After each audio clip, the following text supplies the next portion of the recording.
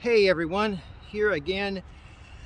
I am at the statue of the Weeping Woman of Parkersburg at the Riverview Cemetery. It's a beautiful historic cemetery. Try to get some of the imaging of it in the background here. Beautiful spot. Absolutely beautiful spot up here. Now, so you'll notice, if I can get her in the shot, here is the Weeping Woman, the famed statue. Now, according to the legend, she grants wishes. The women who are pregnant, women who want to get pregnant can hold her hand, make the wish, and allegedly so much time later, they're pregnant. Well, the question I have is, how many people actually do that don't get pregnant? And those aren't reported. But the ones where, oh my gosh, I touched her hand and I made the wish and there she is, those are the ones that we hear about.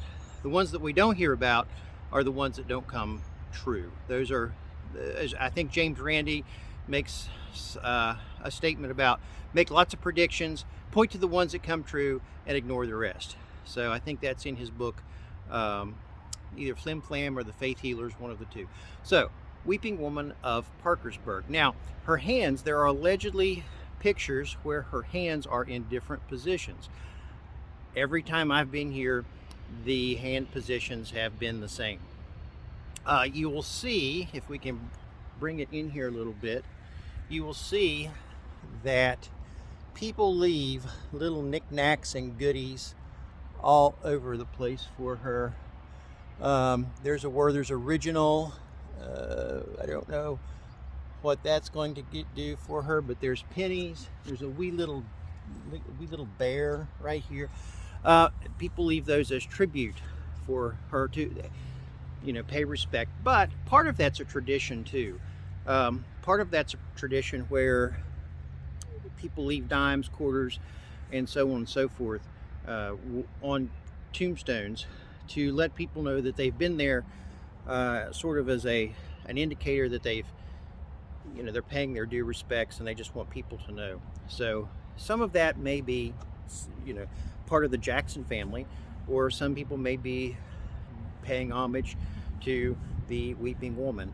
Now, I was going to do some measurements. I thought, okay, let's look at this. What's the best way that we can do this to show that this statue doesn't move? But I decided that if I made measurements between the different points from this tombstone, from this marker to that tombstone, or from there to this corner or whatnot, that if there's a shift, because stones do shift over time, when the ground freezes and thaws, with the weight of the stone, with the settling of, depending upon how much moisture, how much rain there's been, different sorts of conditions, it could move a little bit one way or the other. So if I posted and said, okay, here we're going to have this list of measurements, and said, okay, so, here they are, so let's check them later and see if there's actually been any movement, because as the legend goes, she gets up on certain nights. Some say it's on Halloween night, some say it's on a full moon, some say it's on the full moon of a Halloween night.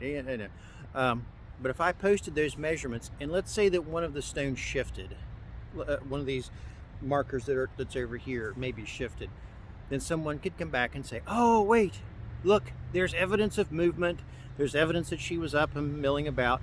And so I elected to not do that. But beautiful place, absolutely, a lot of historical value.